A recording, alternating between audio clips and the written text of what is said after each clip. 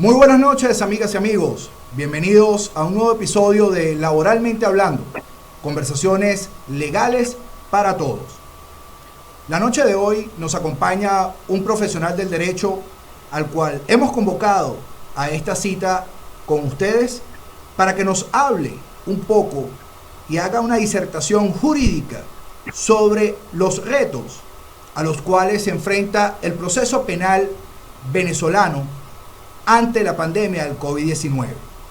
Nuestro invitado del día de hoy es el abogado José Luis Rodríguez Castillo. Es abogado litigante, graduado en la Universidad Rafael Belloso Chacín de Maracaibo. Es asesor de distintas empresas del sector público y del sector privado en las áreas de derecho administrativo, de derecho penal y de derecho laboral. Asimismo, es una persona que se encuentra en estos momentos en formación para obtener el título de doctor en ciencias gerenciales y terminando una maestría en ciencias de la educación. Además de ello, hemos optado por solicitar la presencia del doctor Rodríguez Castillo en la noche de hoy porque es docente de pregrado y posgrado y además de ello profesor titular del Ministerio del Poder Popular para las Relaciones Exteriores. Partiendo de ello, debemos entender que a partir del decreto del estado de alarma generado por la pandemia del COVID-19, el sistema de justicia venezolano entró en una suspensión de lapsos procesales y en una suspensión de actuaciones en distintas ramas del derecho. Además de ello, ya contados casi 6 meses de esa suspensión, se ha venido comentando que la justicia en Venezuela se ha paralizado. Sin embargo, el área del derecho penal ha venido avanzando con algunos pasos muy incipientes, pero no ha dejado de funcionar en virtud de que sus tribunales han venido trabajando en algunas guardias. Entiendo, y que me corrija nuestro invitado, que esos tribunales que han venido elaborando en este sistema de guardias son precisamente los tribunales de control. Pero la pregunta y el reto que tiene este proceso, y especialmente el proceso penal venezolano, es ¿qué está sucediendo con los juicios orales y públicos?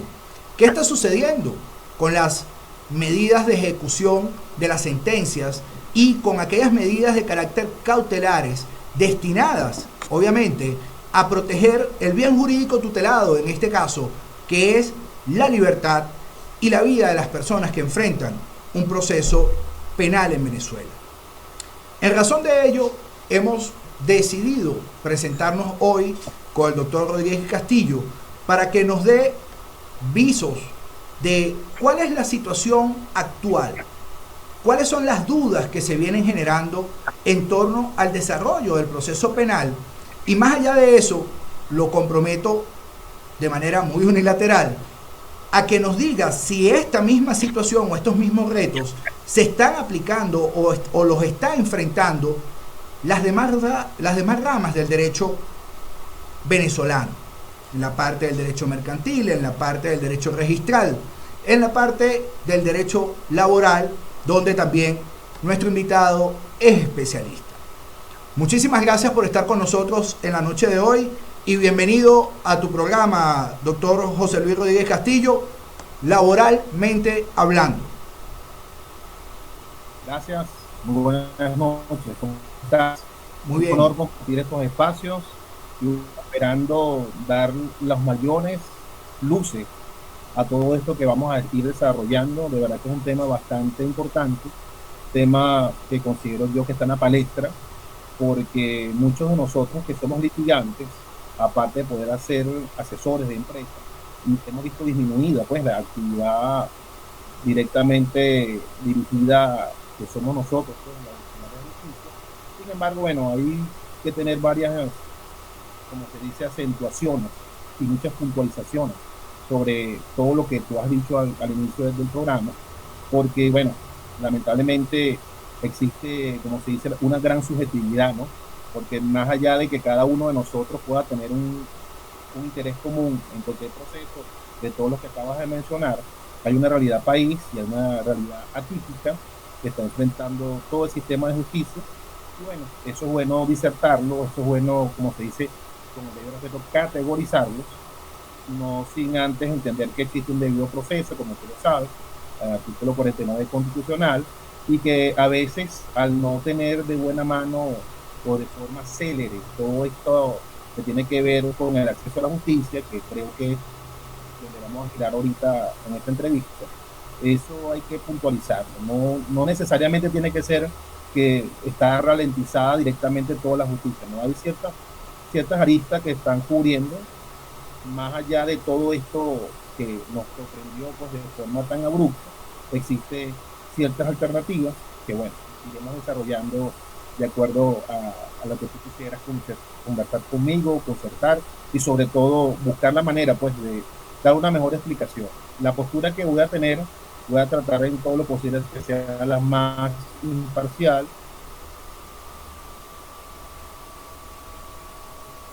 la más objetiva y por supuesto me hago responsable de todo lo que vaya a decir. Gracias. Muchísimas gracias, doctor Castillo, muy amable. Fíjese, la primera inquietud que presentamos durante esta conversación es saber si es válido decir, como se ha venido comentando, que existe un estado de indefensión para el justiciable en los actuales momentos. ¿Cuál es tu visión con respecto a eso?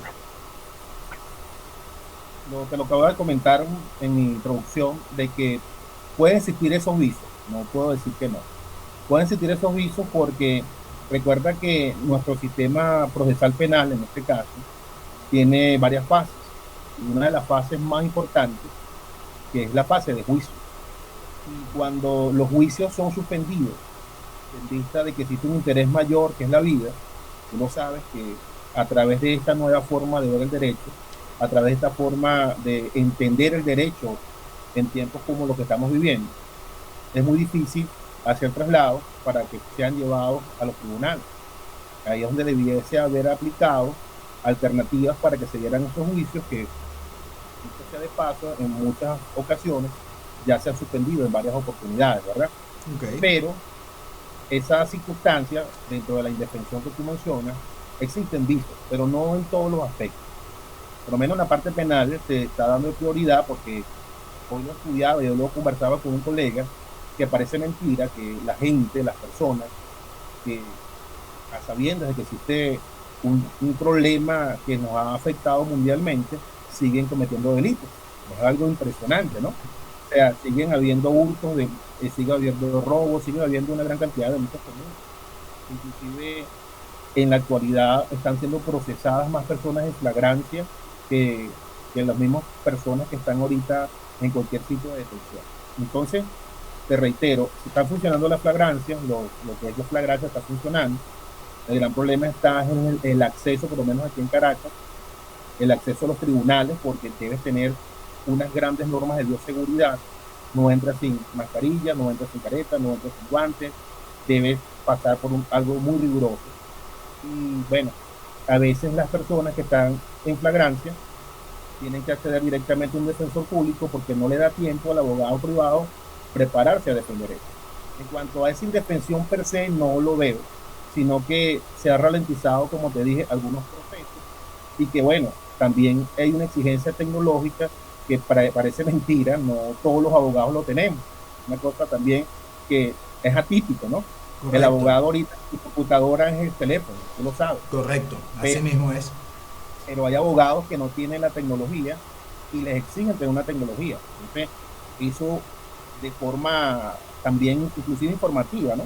Porque hay personas que no saben que ahorita los procesos de la telemática que están desde el 2016 de la Sala de Casación Penal, y que se hace el año 2008 en las videoconferencias en la jurisdicción de protección de niños y adolescentes, que para que hagan ese trasvase. Entonces, el gran problema no solamente está en que existe una indefensión específicamente, sino cuentas con las herramientas tecnológicas, como tú le garantizas, como nuestro término, advocatus, el que presta ayuda, pues el que se aboca a un auxilio. A un auxilio, correcto. La otra persona, si no tiene las herramientas tecnológicas. Entonces, es un tema que hay que verse reticularmente, mi amigo, mi estimado Llovera. ¿Por qué? porque las personas, a lo mejor dentro de su subjetividad, dentro de su percepción, consideren que hay una indefensión.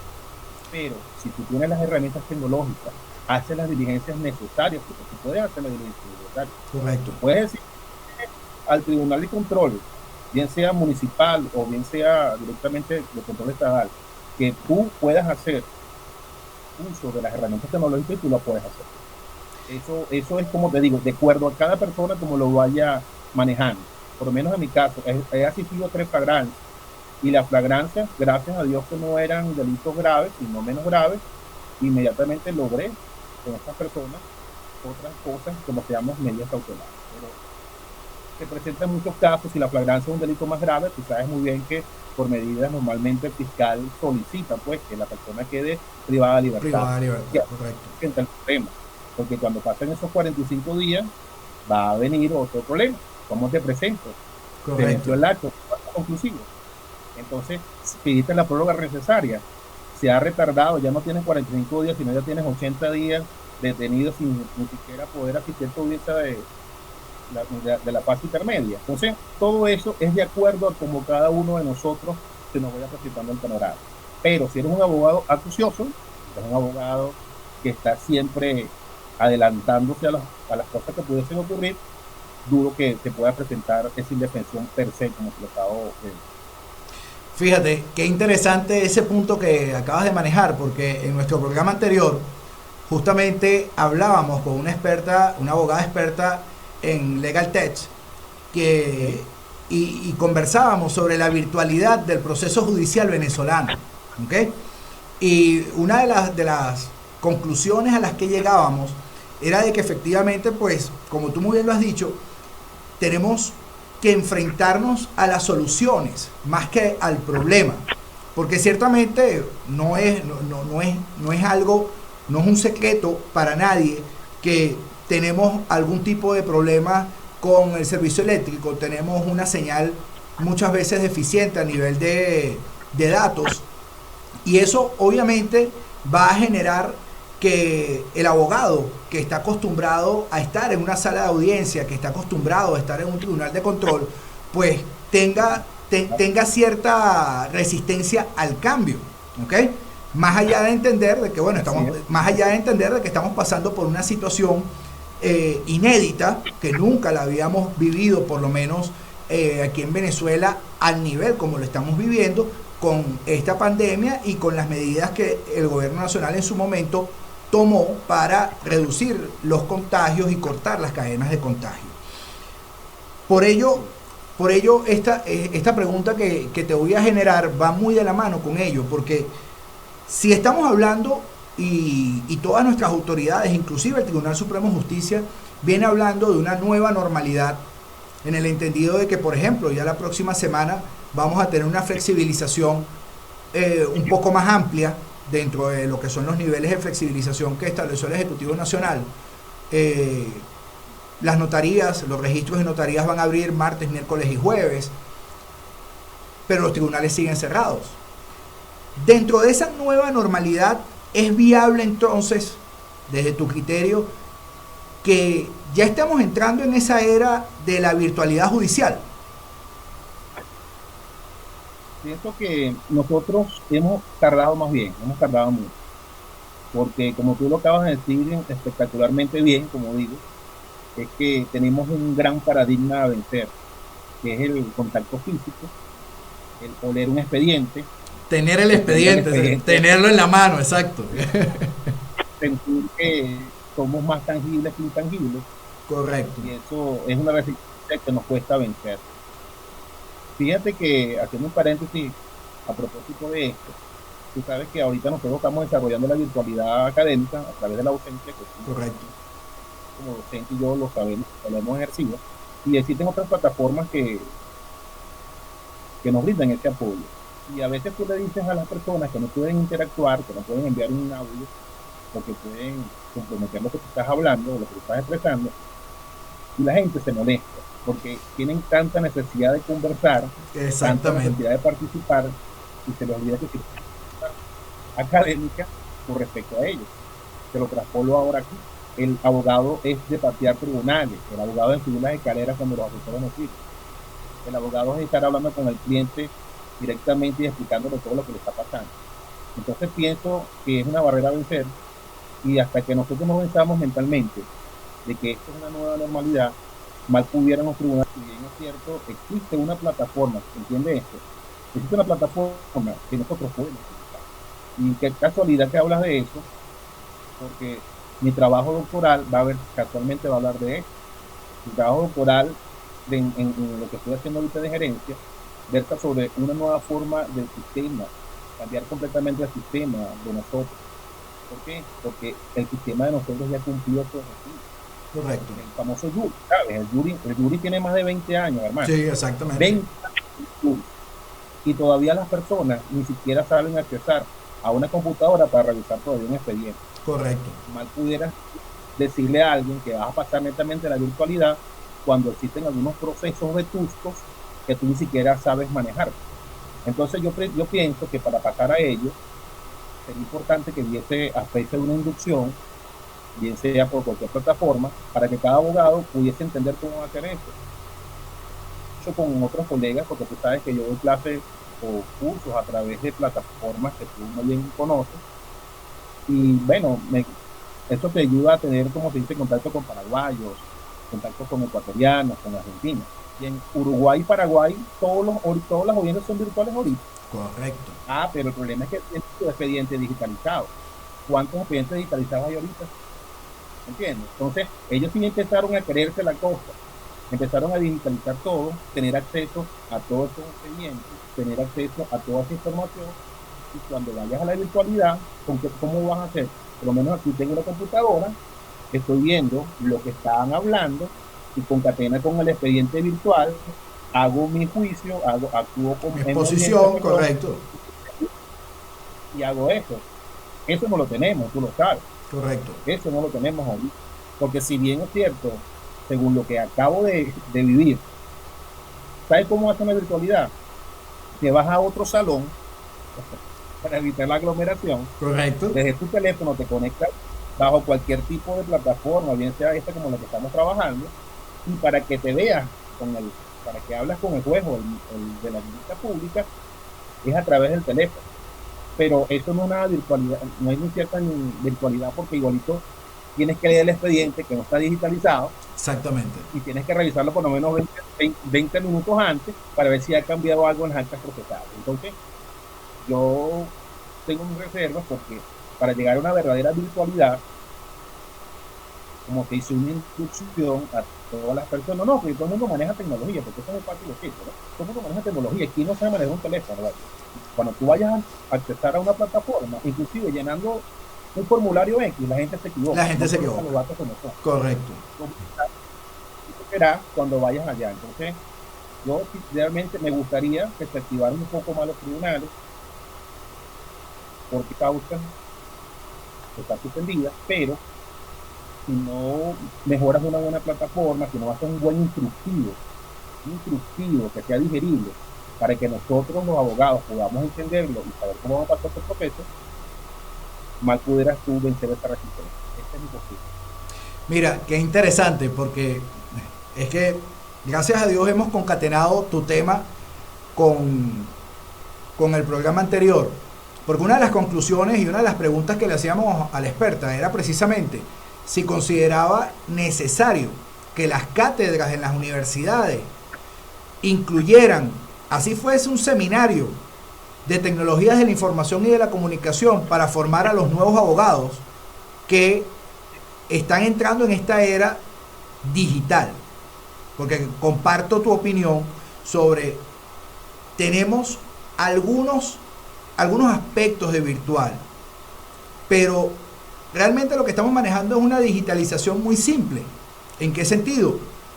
Podemos mandar un correo electrónico. Ahorita, eso es correcto. Ahorita, hace poco, una sentencia de la Sala de Casación Civil donde te permite formalizar un recurso de casación y dar contestación a ese recurso de casación enviando el escrito con una diligencia en formato PDF a la cuenta de correo electrónico con un dominio del Tribunal Supremo de Justicia. Eso, desde mi punto de vista, es una digitalización. Eso no es una virtualidad. ¿Ok? Algo muy, muy personal. Y como lo discutía en nuestro programa anterior, pues obviamente eso también va de la mano por un proceso de adaptación y de voluntad política por parte del Poder Judicial a poder generar esos mecanismos, como tú muy bien dices, para capacitar a todos aquellos que estamos litigando en tribunales en el uso y en el manejo de las plataformas que está desarrollando el Tribunal Supremo de Justicia para velar por el acceso a esos expedientes. Pero todavía en la actualidad vemos que muy pocos expedientes, como tú muy bien lo dijiste, están digitalizados, ¿ok? No sabemos ni siquiera en qué base de datos se encuentran digitalizados. Y lo más importante de ello es que nos está pasando por el lado el tren de las tecnologías de blockchain, de las cadenas de bloque a través de las cuales se pudiera garantizar, por lo menos en el proceso penal, la inmutabilidad de las pruebas que están siendo presentadas. Es decir, una prueba que se presente y que pueda ser trasladada a través de una cadena de bloques, pues te garantiza tanto al Ministerio Público como a la parte defensora de cualquiera del imputado o del procesado, de que esa prueba no se va a modificar en el transcurso del tiempo. Y es allí donde entra ese factor de, como se denomina, esa curva de cambio, donde empezamos a decir, bueno, pero es que yo necesito ver si el expediente dice lo mismo que me está diciendo la pantalla del computador. ¿Ok? Y hago una acotación muy corta con respecto al juris. Nosotros hemos vivido ya 3 fenómenos en menos de un año que nos ha volteado la vida. El año pasado, en marzo precisamente, sufrimos 2 apagones generales y hasta donde tengo conocimiento, esos 2 apagones tumbaron el sistema juris. Y era septiembre del año, era septiembre del 2019 y todavía el sistema juris no se había levantado. Y a pesar de ello, vamos a colocar otra realidad que tú muy bien conoces. Cuando vas a un tribunal, resulta ser de que no hay copias, o posiblemente el justiciable no tiene los medios económicos para obtener una copia, pero sí tiene un teléfono inteligente. Entonces también hay una resistencia a nivel del Poder Judicial a que tú le pudieras tomar una foto al auto o a la decisión a la cual tú quieres tener acceso, pero no hay los medios para conseguirlas dentro del despacho. Hasta que, bueno, me di cuenta que en el área de protección de niños, niñas y adolescentes y en el área laboral, bueno, empezaron a ser un poco más flexibles con relación a tu poder tomar una foto, ¿ok? Pasarla a un formato PDF y que se te pudiera certificar esa copia como una copia real de lo que está en el expediente. Ahora bien, cuando vemos esto, de acuerdo a tu visión, ¿a qué realidad nos enfrentamos y a qué realidad se enfrenta entonces el proceso judicial en amplio margen aquí en Venezuela? Pienso que lo más importante es no tener resistencia al cambio, porque en la medida que tú resistas, es algo que es inevitable. O sea, en este año no creo que volvamos a dar clases en las aulas. Correcto. Directamente, de forma física.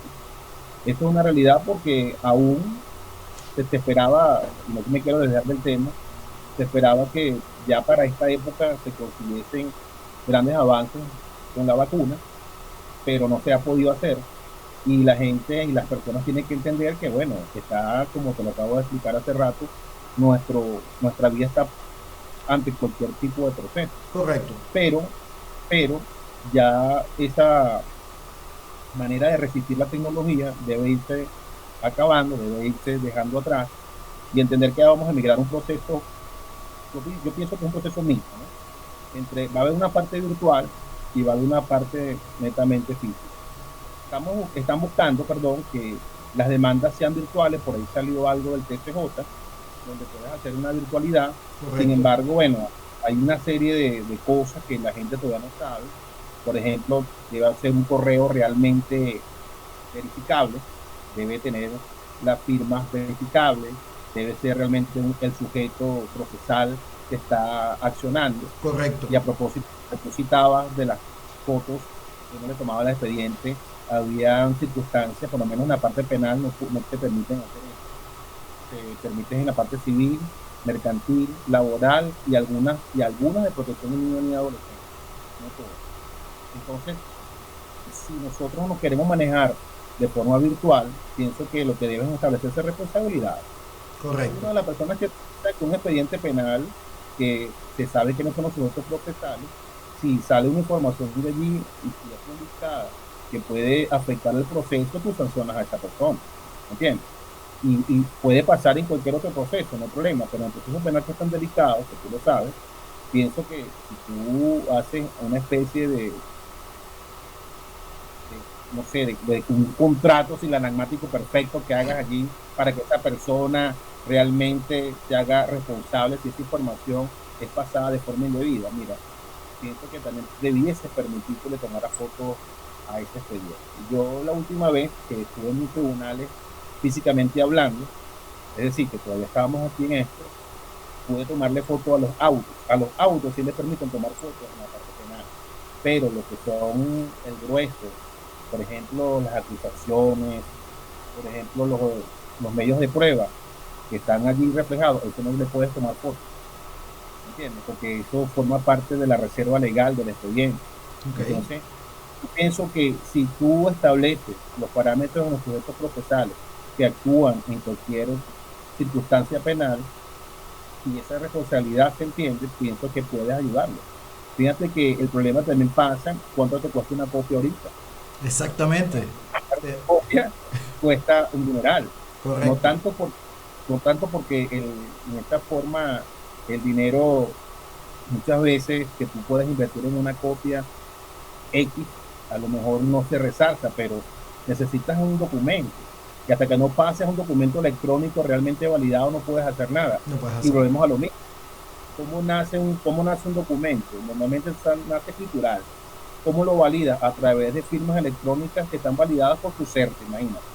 Entonces, todo esto que yo te estoy explicando, todavía nosotros, con el de respeto, estamos en pañales en este conocimiento. Si le preguntas a alguien, yo te envié esto de mi correo y tu correo está validado, tu firma electrónica está validada, está certificada, tiene la aprobación, los niveles de certificación que hace su CERT. Entonces son situaciones que la gente no entiende. Y nosotros tenemos su CERT hace muchos años, que es la Superintendencia de Certificación. Correcto. Entonces esa superintendencia ahora debe activarse. No solo, fíjate que en el caso de los registros, ¿qué pasa en los registros? ¿Qué estás haciendo con los registros? Las cosas que quedaron pendientes. Y algunos poderes por cualquier circunstancia que necesite sacar. O alguna venta de última hora. Pero hasta allí, no pasas de allí. No pasas allí, correcto. No pasas de allí. Entonces, todo esto, ahí se motorizando, ahí se automatizando, va a generar primero como se dice, a crear una especie de nueva era, de nueva forma de ver las cosas. Con el derecho administrativo, que si no está escrito no vale, ¿no? Si electrónicamente está validado, exactamente, tiene valor probatorio. Y aquí en Venezuela, como tú lo sabes, existe libertad de prueba. Entonces, correcto. Si existe una libertad de prueba, si existe una forma de saber que esto tiene un origen, una fuente, una firma electrónica, más pudieras tú decir que dentro de este blockchain, que me gustó el término que utilizaste a propósito de esa analogía, más pudieras tú pensar que no exista un verdadero manejo de una prueba que sea electrónica, cuando te va a servir de plena prueba erga omnes y forma parte del cúmulo probatorio. Perfecto. Pero ahora te voy a poner un reto mayor. Fíjate que nos has comentado y hemos disertado sobre las realidades del proceso judicial venezolano en este momento. Pero te voy a llevar ahora al ámbito del procesal penal. Del sistema inquisitivo, okay, que muchas personas y muchos estudiantes que seguro están prestando atención a esta conversación legal que tenemos, pasamos a un sistema acusatorio. ¿Y cuál consideras tú entonces que ha sido el mayor avance en el proceso penal venezolano? ¿Qué avance consideras tú que hemos tenido del sistema inquisitivo al sistema acusatorio?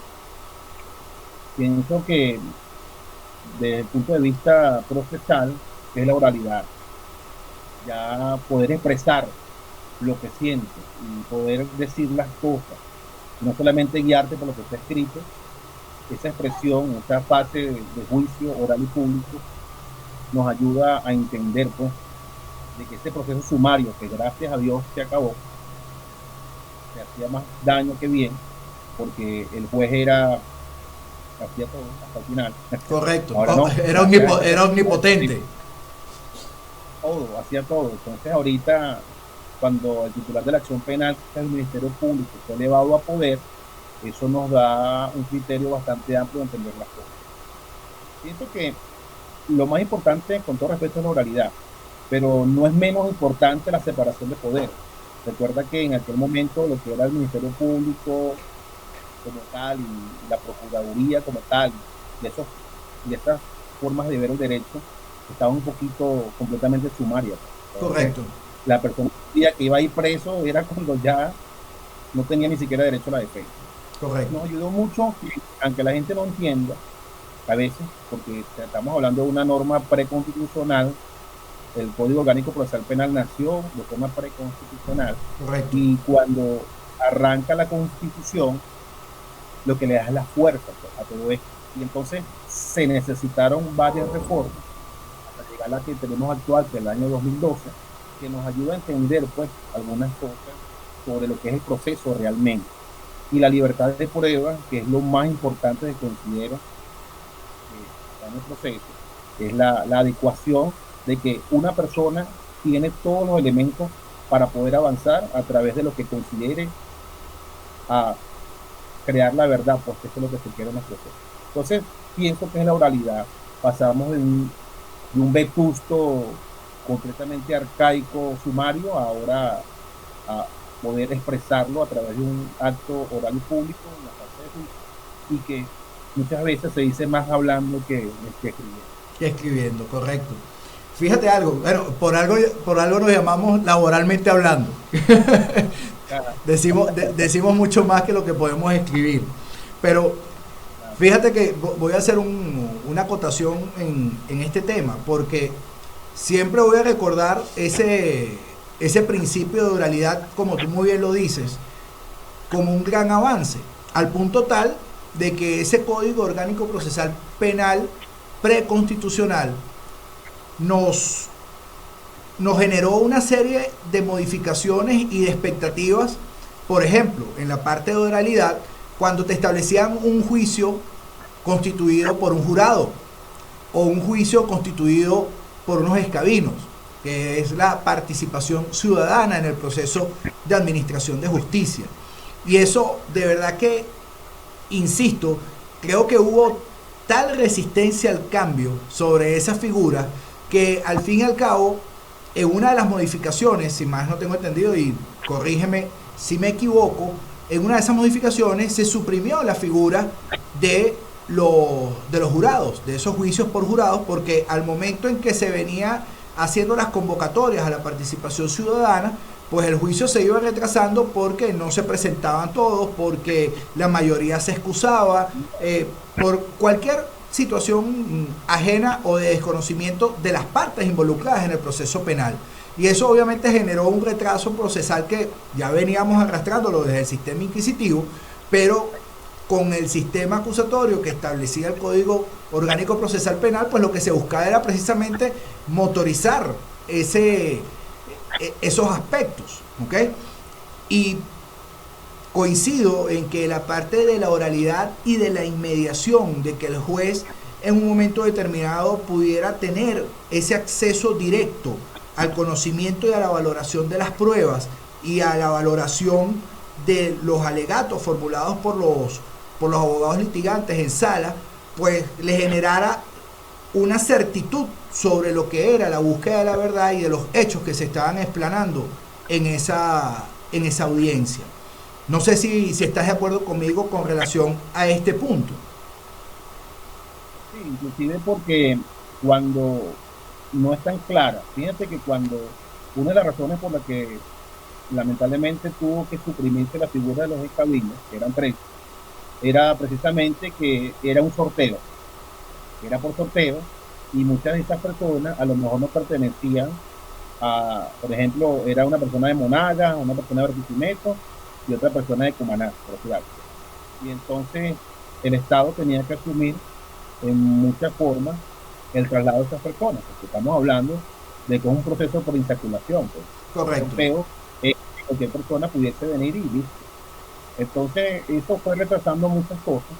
Y recuerda que nosotros aprendemos, de acuerdo decía Couture, el derecho se aprende leyendo, pero se ejerce pensando. Correcto. Y una de las Así cosas es mismo es. que el dinamismo jurídico que hemos tenido en Venezuela, a través de la sociología jurídica, que va haciendo sus análisis sobre la marcha, se dio cuenta de que la figura del escabino muchas veces, en lugar de ser algo necesario, resultó ser algo que estaba entorpeciendo el tercer anuncio.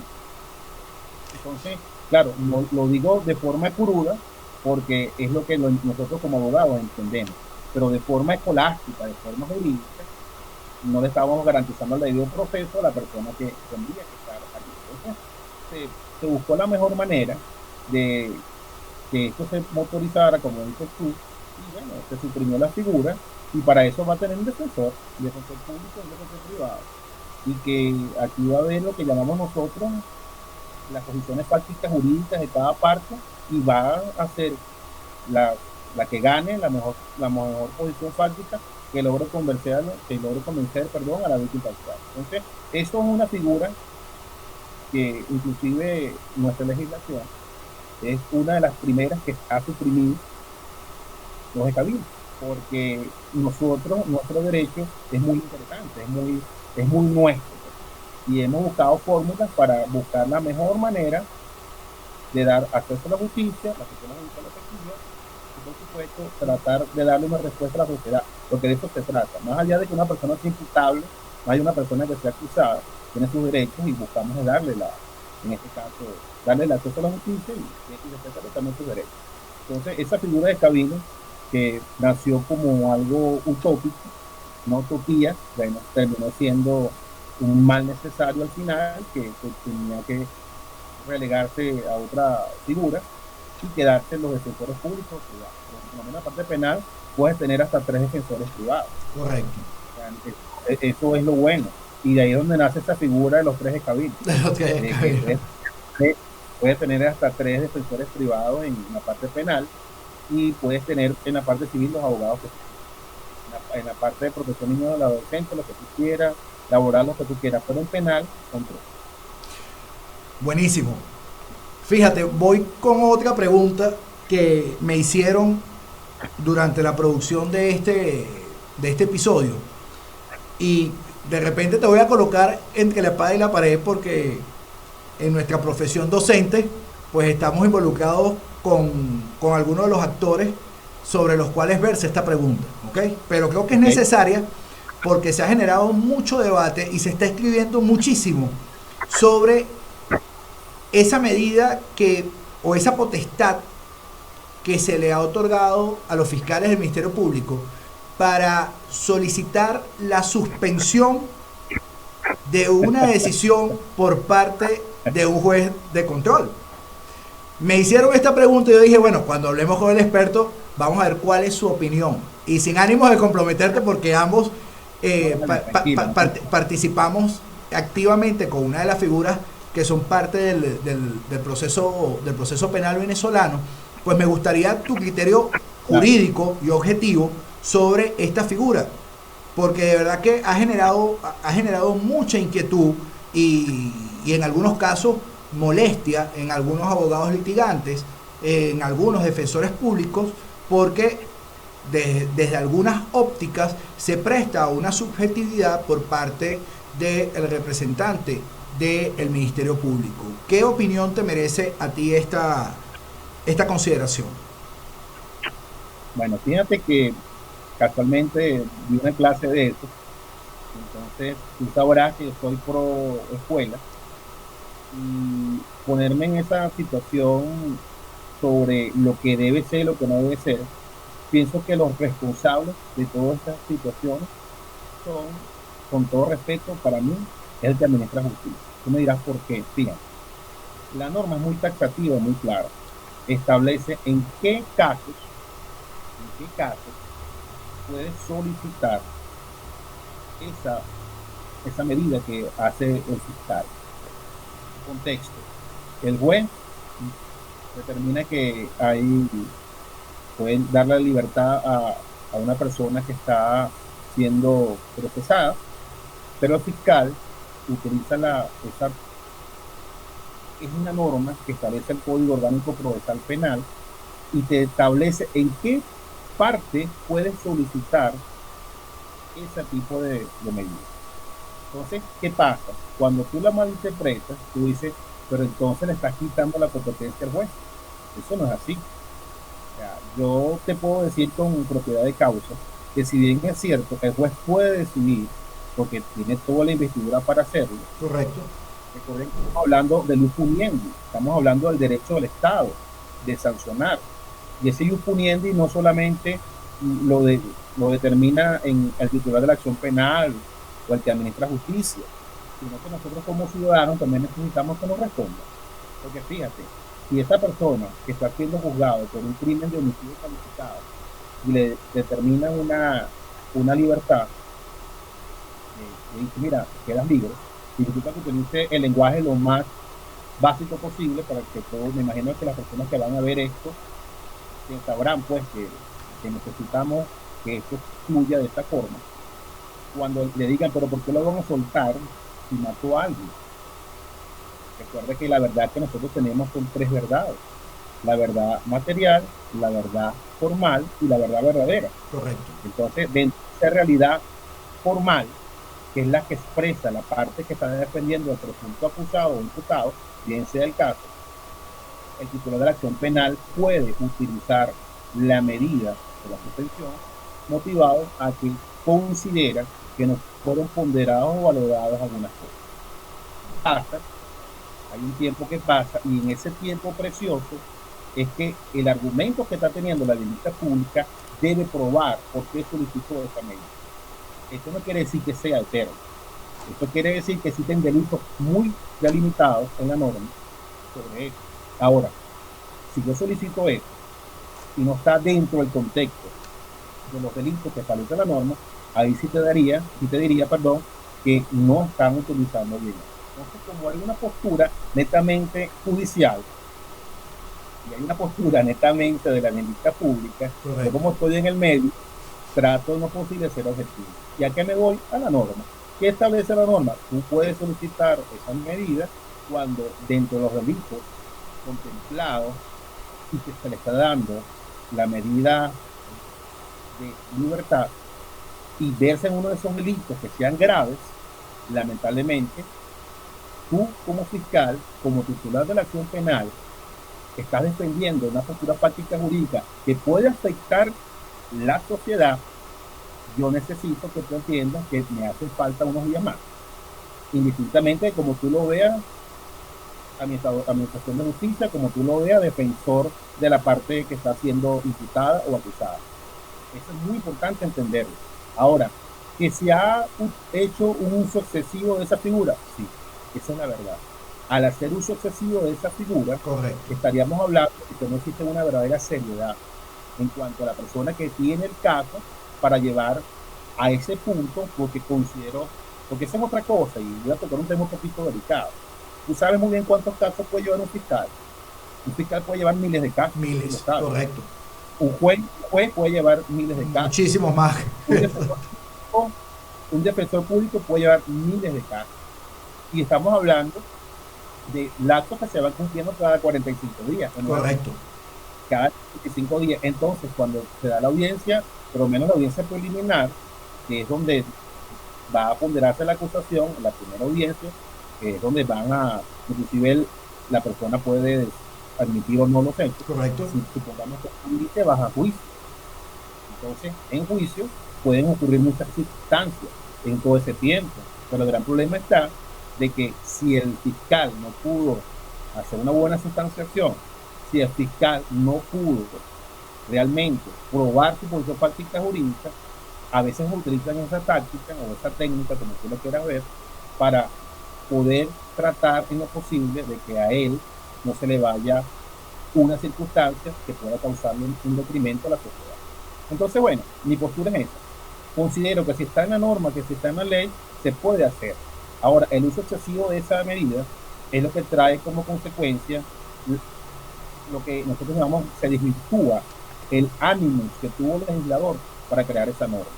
Porque inclusive estamos hablando de una medida muy importante, porque y si es el juez que lamentablemente no ponderó bien las pruebas, si es el juez que lamentablemente no hizo una verdadera argumentación jurídica, no hizo la lógica jurídica, esa máxima de experiencia que tú y yo sabemos que deben tener, la sana crítica, el conocimiento científico, si no le dio tiempo el expediente. Entonces son circunstancias, como te digo, que cada quien tiene que hacer su trabajo. Y mi postura es esta.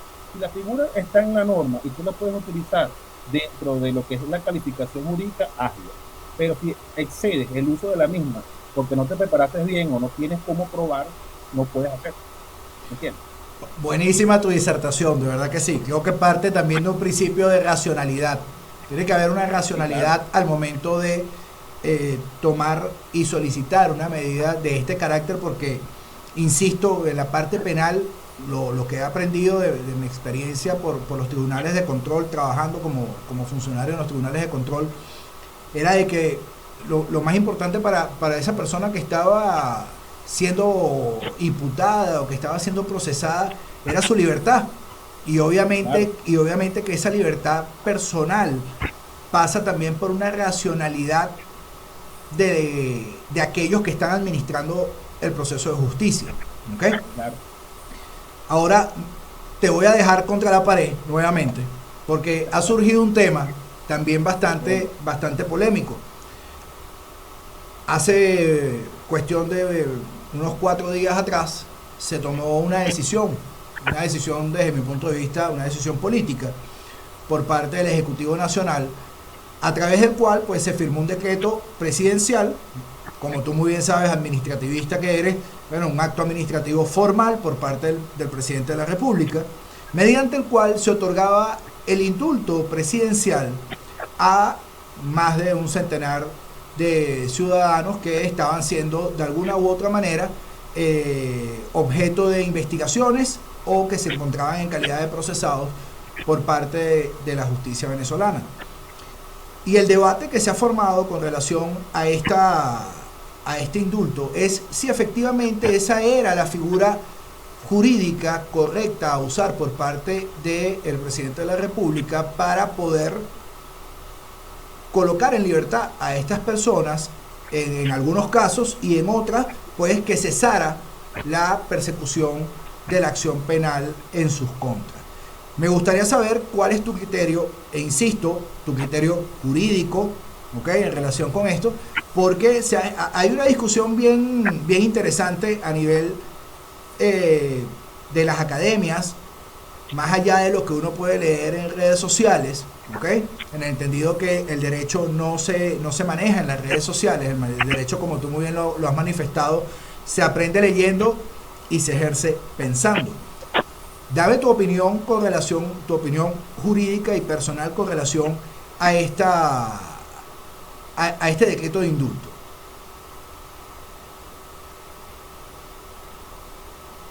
Pero bueno, una de las cosas que me generó a mí la duda es que la figura de indulto y la figura de amnistía tiene que haber una condena. En el primer caso de lo que es el indulto, es una sentencia definitivamente firme. En el caso del indulto es definitivamente firme. Y ya es una condena, que quiere decir que no es definitivamente firme. En el caso que estamos citando, no existe ni lo uno ni lo otro. Entonces, voy a contestarte de forma política. Cuando maneja las ciencias políticas, en mi caso, creo que tú sabes que yo soy magíster en ciencias políticas. Correcto. Aprendí es que el político que no lee derecho no es político, con todo respeto. Porque una de las cosas que uno aprende en la política es saber cuáles son los derechos de los ciudadanos y cuáles son los derechos Yendo más de lleno a la figura y de forma epistemológica, pues, el origen de las palabras, el conocer las palabras, eso es lo que significa indulto. Yo necesito que haya una sentencia definitivamente firme y yo necesito que haga por lo menos una sentencia para yo poder utilizar cualquiera de las dos figuras. ¿Qué considera José Luis Rodríguez Castillo? Hubo un perdón y hubo un cese, escúcheme bien, un desistimiento del Estado, de ejercer el disponiendo o ejercer los derechos que supuestamente tiene desde el punto de vista penal para perseguir a estas personas. Digo supuestamente porque hasta ahora son supuestos de hecho. Correcto, correcto. Los supuestos de hecho se suman en el derecho cuando ya vamos bien largo. Exactamente. Muchas de las personas que salieron saben que no habían ido a juicio. ¿No? Correcto. O sea, entonces, no han ido a juicio, estamos apenas en las primeras dos fases del proceso penal. El proceso penal tiene 4 fases, si lo sabes. Historia, fase intermedia, fase de juicio, sí, y una fase de ejecución. Correcto. ¿Y dónde estamos? Muchos de ellos fueron simplemente imputados, es decir, salieron de los actos conclusivos 8 del Código Orgánico Procesal Penal. Brincaron al 309, que es la fase intermedia, en donde se formaliza la acusación. Correcto. ¿Cuántas de estas personas se formalizó la acusación? No lo sabemos. Entonces, si ni siquiera he pasado de las dos primeras, pudiera yo decir que la figura jurídica a utilizar es el indulto. Entonces, desde el punto de vista personal, creo que hubo un desistimiento por parte del sujeto procesal pasivo, que en este caso vendría siendo el Estado, que está aludido por todas las personas que a lo mejor o no lo quisieron, porque como te repito, una de las cosas que tiene el docente es que todo debe pasar por el tamiz del proceso. Correcto. Yo no puedo decir que cualquier persona cometió un hecho punible si no pasa por el tamiz del proceso. ¿Y cuál es el primer tamiz? La diligencia de investigación. La diligencia de investigación, correcto. El segundo tamiz, los actos conclusivos que tiene la vindicta pública. ¿Cuál es el tercer tamiz? El valor probatorio que van a tener las partes para probar su posición fáctica jurídica. ¿Cuál es el otro tamiz? La audiencia. Hubo audiencia de juicio, hubo una apertura a juicio. Se llevaron todo este tipo de cosas. Entonces, de verdad, pienso que más allá de la figura que tenga que llamarse, como o tenga que denominarse, indulto no es, amnistía no es, puede ser una suerte de desistimiento por parte del sujeto procesal pasivo, pero como vamos a hablar de una teoría finalista, en este caso una teoría garantista, que ha garantizado a estas personas un derecho que es estar en libertad. Nadie sabe qué es estar preso. Correcto. Una persona que es detenida, una persona que paredes o bajo las condiciones que esté. Yo creo que lo que tú y yo estemos disertando, como se llama, para ellos se llama libertad. Exactamente. Para ellos se llama estar en su casa, abrazar a sus familiares, indistintamente lo que hayan hecho, porque ese es otro problema. Nuestra sociedad tiene memoria corta, hermano, y te lo digo por qué. Lo que haya hecho una persona tiene sus derechos. O sea, el imputado tiene derechos. Y esos derechos estamos nosotros en los primeros países garantistas de los derechos humanos, imagínate. Entonces, si yo quiero llamarle indulto, está bien, llámalo indulto. Del punto de vista jurídico no es, bueno, le dijiste que era indulto. Ah, no, que es amnistía. Ah, pero el punto de vista jurídico no es amnistía, entonces llámalo desistimiento. Claro, es que como se decía, puedes llamarlo hasta sobreseimiento, porque a todo, pero es que tampoco sí. O sea, insisto, hay una serie de nombres que desde el punto de vista procesal nos van a seguir colocando en una pelea porque seguimos entrampados en el problema y no en la solución. Creo yo lo veo así, o sea, indistintamente lo que haya pasado, porque todavía nosotros los juristas estamos, como se dice, despertando, reaccionando. Correcto. Sobre lo que ocurrió, porque no se esperaba que el juego de ajedrez político se moviese así. Lo que sí sé es que para mí es un principio garantista, se les garantiza a estas personas estar en libertad. No sé si fueron suspendidos sus procesos, no sé qué acto conclusivo van a hacer los fiscales que duraron años trabajando estos casos, Entonces, esa es otra cosa. Correcto, El tiempo correcto. invertido por estas personas que trabajaron, el tiempo invertido por los jueces que estaban, como se dice, trabajando con expedientes. Pero como yo soy netamente pro derechos humanos, indistintamente de todo el tiempo que hayan invertido desde el punto de vista judicial, desde el punto de vista del titular de la acción penal, a mí lo que me interesa es que se le está garantizando una libertad a unas personas. Si el Estado consideró desistir de esas acciones, es porque también consideró que, bueno, a lo mejor lo que hicieron no era tan malo, no sé. Pero cualquier cosa que tú puedas pensar, el principio siempre va a ser la garantía de los derechos humanos de todas estas personas que ahorita están en tu casa. Excelente, excelente respuesta, José Luis. Muchísimas gracias por ese conocimiento. Ahora te saco del área procesal penal Gracias. y y te voy a traer al área favorita mía, al procesal laboral, Okay. en el entendido de que eres también especialista en el área del derecho procesal laboral.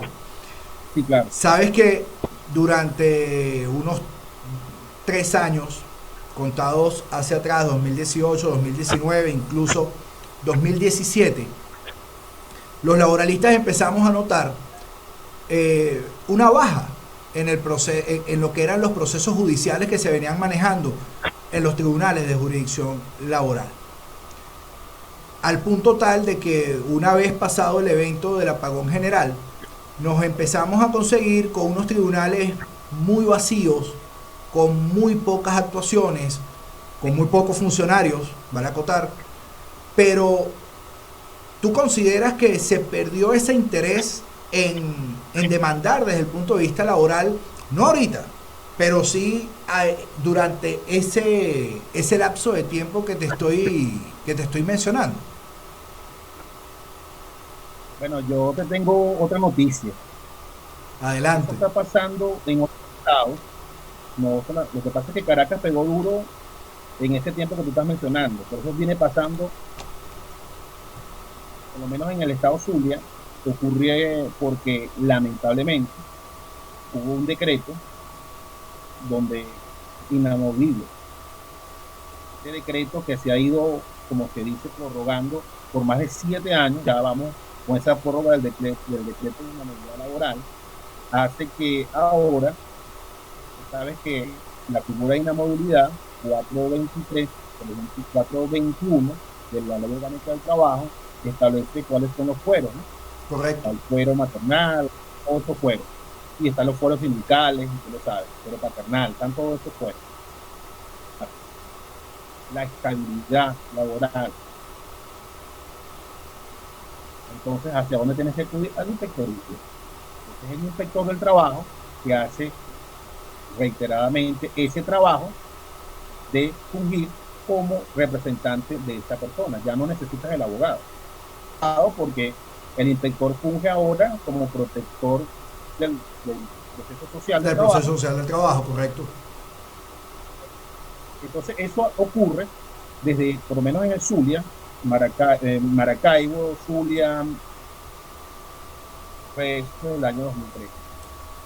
Otra cosa que ha ocurrido, tengo mucha cercanía con lo que es lo que son jueces de juicio laboral, que es donde se está bien sabroso lo No, que es trabajar laboral en juicio. exactamente. Son las empresas ahora que están demandando.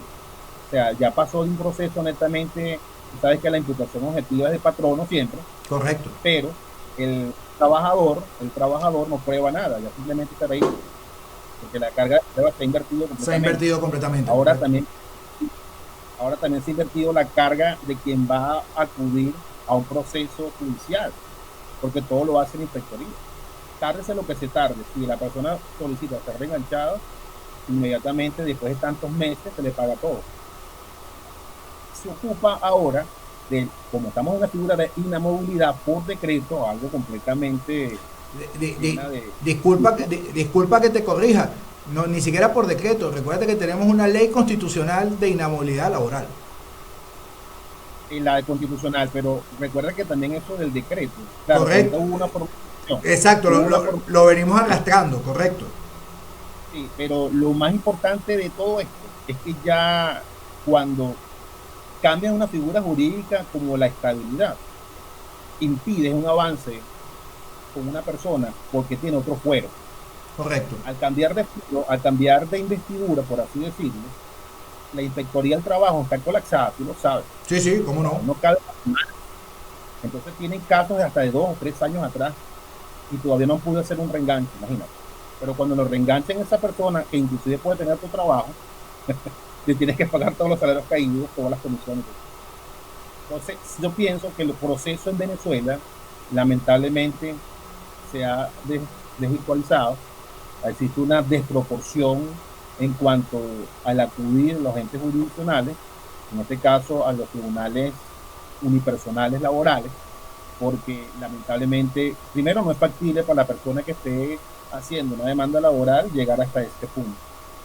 Tiene que estar muy bien como sustentado el expediente, o que el trabajador no acuda directamente a la inspectoría y sea calificado, porque ahorita en pandemia se califica, no sé si tú sabías eso. Sí, correcto. Ahorita, sí. Solicitud de autorización de despido hasta decir basta. Pero fíjate la locura, o sea, para mí es una locura tener la inspectoría trabajando por guardia, califica, pero está en una suspensión laboral, no entiendo eso. Correcto. Correcto. Entonces, eso hace que se desvirtúe la esencia del derecho laboral, reitero, que es un proceso social de trabajo, está protegido por la Constitución, pero ¿quién va a ir al tribunal si todo lo resuelve la inspectoría?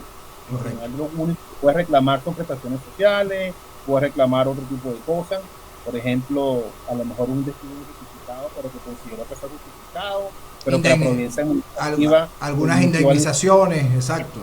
Cosas así. Entonces, eso lo que yo llamo que ha desvirtuado lo que es el proceso social de trabajo, porque si hay tribunales para eso, es porque le garantizan al trabajador acudir a un juez para que resuelva esta controversia.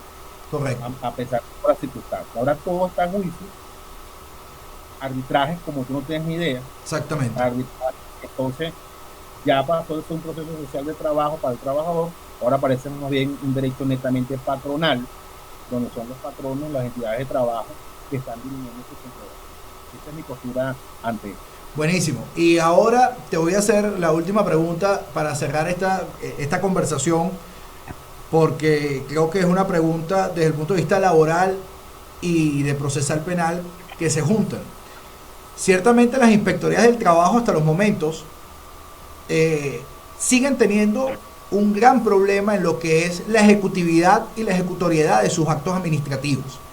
Que, dicho sea, este problema se trató de solventar con la ley orgánica del trabajo para los trabajadores y las trabajadoras, pero en la realidad fáctica nos hemos dado cuenta de que sigue existiendo, y es más, hubo hace poco una decisión de la Sala Constitucional donde desaplica el procedimiento que te establece la ley orgánica del trabajo y te dice usted tiene que aperturar a pruebas cuando el patrono alegue que efectivamente existen hechos que desvirtúan la pretensión de reenganche por parte del trabajador. Anteriormente eso no era posible, solamente si tú desconocías la relación de trabajo, de acuerdo a lo que dice la ley orgánica del trabajo. La pregunta que te hago va de la siguiente manera: ¿cómo se ha venido manejando la figura del desacato a la providencia administrativa, donde se ordena la restitución de derechos y el reenganche al puesto de trabajo de un trabajador, cuando entonces pasa de la esfera laboral a una esfera penal? ¿Cómo has visto tú en la práctica que se ha venido manejando esa figura del desacato laboral? Mira, muy interesante esa pregunta, porque casualmente fui representante de un patrono, y el patrono, saben que el problema está en algunos trabajadores que lamentablemente no apoyan mucho lo que es la gestión, ¿no? Correcto. Y él calificó, pero calificó a destiempo, ¿no?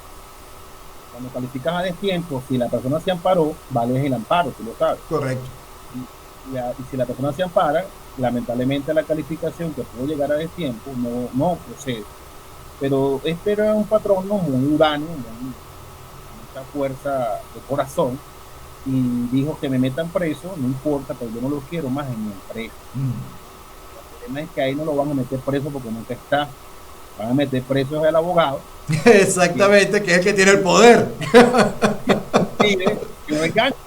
Exactamente. Entonces, cuando yo reviso la providencia administrativa de reenganche, que habían pasado 6 meses, imagínate, 6 meses, y la persona se reía en mi cara porque decía, mira, tú me tienes que reenganchar. Claro. Yo le dije, bueno, yo te voy a reenganchar, yo te reengancho, a pesar de que mi cliente jamás en su vida me va a volver a contratar, pero inmediatamente que te reenganche, el día que tú me llegues tarde, lamentablemente te voy a empezar a hacer tu cuestión. Se lo Correcto. dije delante de la inspectora, y la inspectora me dijo, usted lo está amenazando, así me lo dijo. Yo digo, no, no lo estoy amenazando, lo estoy advirtiendo que la conducta que él venía teniendo, porque aquí está el expediente de él, Correcto. no va a poder repetir otra vez. Entonces, yo pienso que en mi caso, que me ocurrió, a mí me iban a meter preso. Somos dos. A mí me dijeron, Somos dos. porque yo impedí el reenganche 3 veces por la bendita calificación, pero no me había dado cuenta, fíjate lo que es. Ese es el problema a veces, y te hago esta anécdota, de tomar un caso cuando ya alguien lo comenzó. No sé si me entiendes. Sí, sí, cómo no, cómo no, cómo no. Eso, tú desconoces las actividades previas, más allá que tengas acceso al expediente.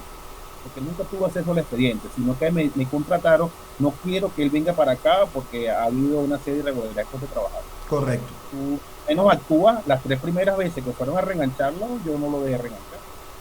Y levantaron el acta, mi nombre completo, tú sabes que levantan un acta, Sí, ¿no? sí, cómo no. Presentó tal persona, impidió el reenganche. Pues ya la cuarta vez cuando fueron con 3 policías.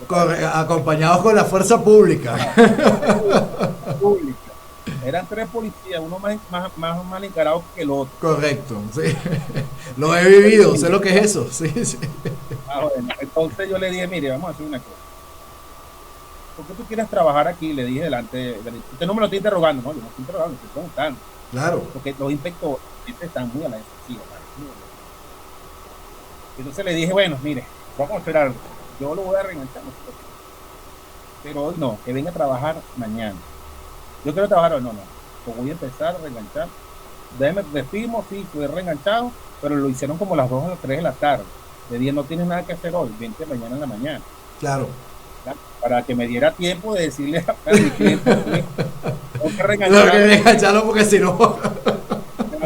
a mí, le dije.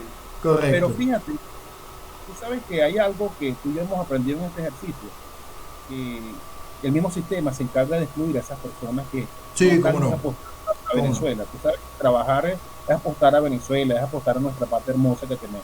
Y esa persona al mes fue calificado correctamente y salió de la empresa.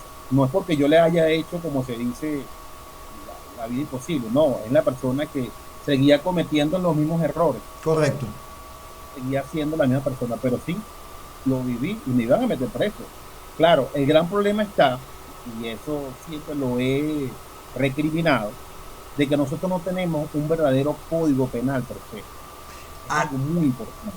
A eso iba. Mira, el código penal de nosotros sirve, más o menos debe servir ya el 30%. Ha sido desmembrado, ya han sacado una serie de calificaciones jurídicas donde lamentablemente han creado otras leyes. Nosotros no tenemos un verdadero código penal, tenemos una gran cantidad de normas con características penales. La misma ley orgánica de precio justo no te mete preso. Correctamente. Si algo. Correctamente. O sea, imagínate, la ley orgánica del trabajo también dice que si yo no acato voy preso. O sea, son situaciones que son parte del derecho penal y lamentablemente lo toman de otras normas.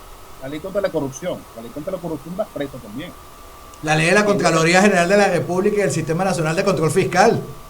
Puedes también ir preso porque dice que te reservan otras acciones penales civiles que puedas tener. O sea, es una cuestión que no hemos codificado. Nuestro código penal, el 30%, para mí es lo que queda. Y lo mismo que el código civil de nosotros, tú te vas a la jurisprudencia y ya listo. No, y ni hablar del Código de Comercio. Código de Comercio. Ni hablar del Código de Comercio. Era justamente eso lo que te quería preguntar. Pues si tú considerabas viable que en los actuales momentos se tomara como una como algo primordial generar una reforma del Código Penal? Es una de las preguntas que te tenía. Yo pienso que nosotros, antes de codificar, debemos compilar. Yo creo que todas las normas hay que compilarlas en un solo código. Pero aquí no se ha hecho, con todo respeto, un verdadero estudio sociológico. Hay que hacer un estudio completamente de nuestra sociedad. Se han inventado nuevas formas de delinquir, tú lo sabes. Correcto. Y todo debe estar en una norma, pues, debe estar bien codificado. Que yo como abogado no tenga que tener como 70 leyes encima para ver en cuál de esas conductas antijurídicas está lo que hizo esa persona. Correcto. Porque entonces tú por lo menos buscas el delito de hurto calificado de ganado y aparece en el Código Penal. Correcto. Entonces son situaciones, sí, hago caso. O sea, no, que es una ley especial, tienes que ir por la ley especial. Ah, no, pero si es un hurto con destreza, entonces, pero lo que hurtó tiene que ver con material estratégico, ¿dónde lo subsumo? No, en la logdo, porque entonces empiezas a dar una gran cantidad de vueltas. Correcto. Para poder aplicar una conducta jurídica, porque tenemos un abanico de opciones. Entonces, eso es lo que considero. Vamos a compilarla, todas esas normas, verificar cómo puedo hacer un solo código y bueno, darle el nivel jurídico, en este caso constitucional que tiene, porque tenemos los mecanismos, no tenemos 5 poderes, pues. Y el poder de legislar no tiene poder legislativo. Bueno, darle poder legislativo, necesito un código penal, necesito un nuevo CPC, necesito un código de procedimiento civil, necesito que no sea tan largo un proceso civil, necesito que sea más expedito lo que es la jurisdicción de protección niños y adolescentes, necesito que automaticen todo lo que es la jurisdicción contenciosa administrativa, que todavía tú tienes que ir de piso en piso para ver en qué libro está la causa, está la causa automatizado. Correcto. Entonces, eso es lo que tienes que estar pensando, ¿me entiendes? Buscar la manera de automatizar todo y que, fíjate, una de las cosas que te quería comentar era que dentro de mi trabajo doctoral está de que el abogado de su casa puede revisar el expediente digital. Claro. Yo tengo esa propuesta. ¿Cómo es posible que tú no sabes si mañana vas de despacho y no puedas revisar el expediente? Eso es negar la justicia también. Exactamente. Que lo único que tengan acceso al expediente sean las partes. Si yo tengo un código y estoy al día en el colegio de abogados, puedo ser litigante. Porque hasta eso tiene que ser. Correcto. La sociedad tiene que ser que el abogado es un ejemplo de la sociedad. Pero ¿cuántos abogados, y no me quiero pedir el tema, no han pagado la colegiatura? Pregúntale a un contador si no paga la colegiatura. Correcto. Al día. El administrador está al día. ¿Desde cuándo un abogado no paga su colegiatura? Entonces, si esos pequeños detalles no hacemos la gran diferencia, más pudiera yo exigir que mejore un sistema de justicia íntegro cuando nosotros no estamos colaborando con de la cual nosotros somos parte. Bueno, José Luis, de verdad que en este momento te quiero dar las gracias por esta, por esta disertación que hemos tenido durante toda esta hora de conocimiento. Creo que quedan algunos aspectos pendientes que estoy seguro que en una nueva oportunidad, porque la gente lo va a pedir, nos vamos a volver a conseguir. Dios quiere y mediante que en esa otra oportunidad pues podamos estar en un mismo escritorio con las debidas medidas de bioseguridad, pero en persona, para seguir, para poder disertar sobre estos y muchos más temas que a diario están generando muchísimas dudas, están generando muchísimos estudios, muchísimos papeles de trabajo, pero que, como tú muy bien has dicho, falta esa actividad de colocarlo, de pasar a la acción, de colocarlo en la acción. Y partiendo de eso, no puedo despedir esta entrevista sin antes darte la oportunidad para que nos cuentes sobre ese taller que vas a dictar el día 10 de septiembre, a partir de hoy. Creo que, si más no me equivoco, lo empezaste a dictar a partir del día de hoy. No. Del 12. No, el 12. El 12 de septiembre, por favor, invita a todos nuestros oyentes y a las personas que nos están viendo para que participen en ese taller. Fíjate que tengo que hacer un pequeño preámbulo. Hablando del abogado ahorita, yo considero que nosotros tenemos tremendas instituciones. Somos un país que tenemos colegios de abogados por todos lados, pero casi el abogado está desprendido de eso. Correcto. O sea, yo creo que tenemos que retomar eso Y bueno, por conocimiento de causa, me entrevisté con el secretario de la Federación de Colegios de Abogados de Venezuela. Le hice una propuesta con mi organización, que se llama Mancuadra, y aparte de eso le dije que estaba presto a apoyar la federación con los cursos que tú sabes que tengo tiempo dictando, pero con la plataforma de la federación. Eso entró a consejo directivo, fue aprobado y estás hablando en la actualidad con el único abogado de toda Venezuela, auspiciado por la Federación de Colegios de Abogados de Venezuela, para dictar cursos de forma virtual. ¡Wow! Entonces, ¡Qué bueno! ¡Qué eso, bueno! eso se logra gracias a una serie de reuniones muy de nivel, porque eso es el problema que a veces la gente no entiende. Existimos abogados muy serios, existimos abogados que apostamos a mi país, a Venezuela, apostamos a la formación, a la academia. Y bueno, este va a ser mi segundo curso con la federación, Ok. días, el 12 de septiembre, con la finalidad de dar un taller a esos abogados nobles y aquellos que están estudiando. Se llama ortografía y redacción jurídica, el léxico para redactar. Entonces, una de las cosas que tú y yo sabemos que hay bastantes falencias es en eso, en la redacción jurídica. Personas que todavía no saben si abocar es con B o con V. O Entonces como todavía ve, escuchas correcto. abogado de grande, de pequeña, B de Bolívar, todavía escuchas abogado y todo.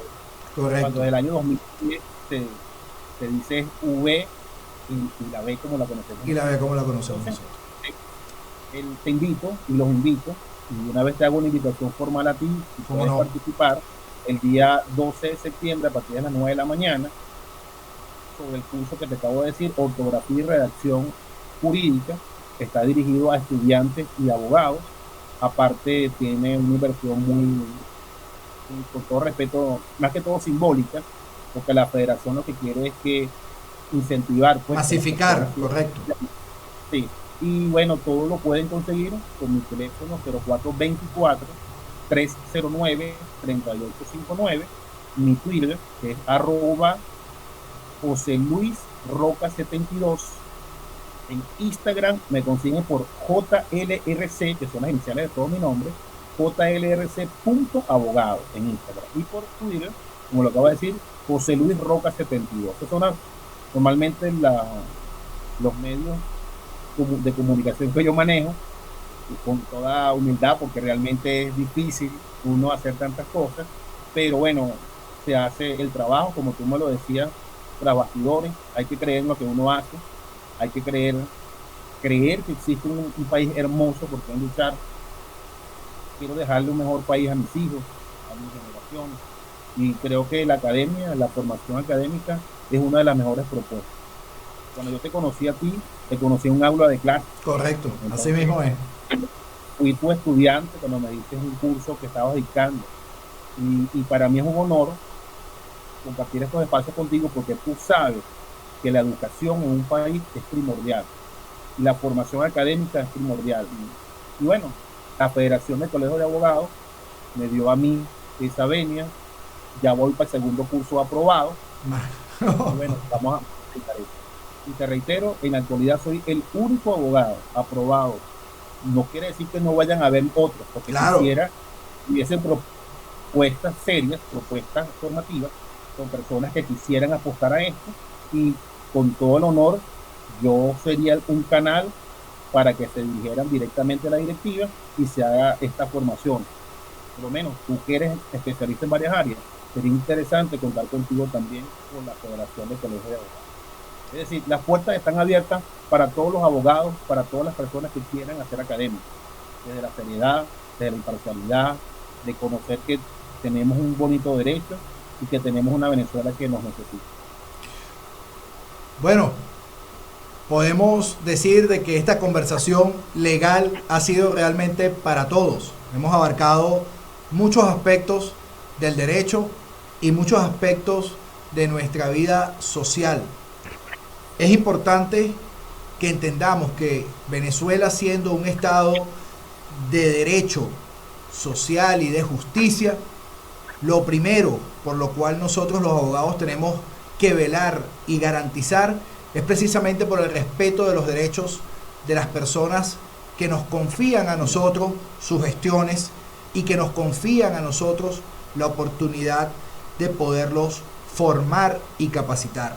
Este espacio de Laboralmente Hablando es precisamente un espacio de discusión, de apertura a todas las posiciones jurídicamente establecidas y que se puedan estar estableciendo para mejorar todo lo que es el gremio de los abogados en Venezuela.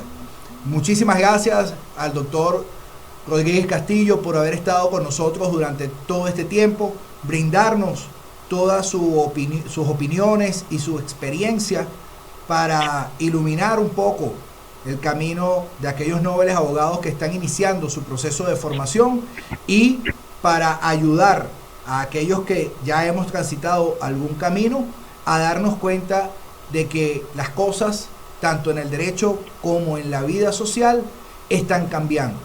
Y en base a ese cambio, nosotros, al igual que la norma, tenemos que virar a ese cambio y generar cambios en nuestra sociedad para tener eso que decía el doctor José Luis Rodríguez Castillo, una mejor Venezuela, una Venezuela bonita, un mejor país para nuestros hijos y para cada uno de nosotros.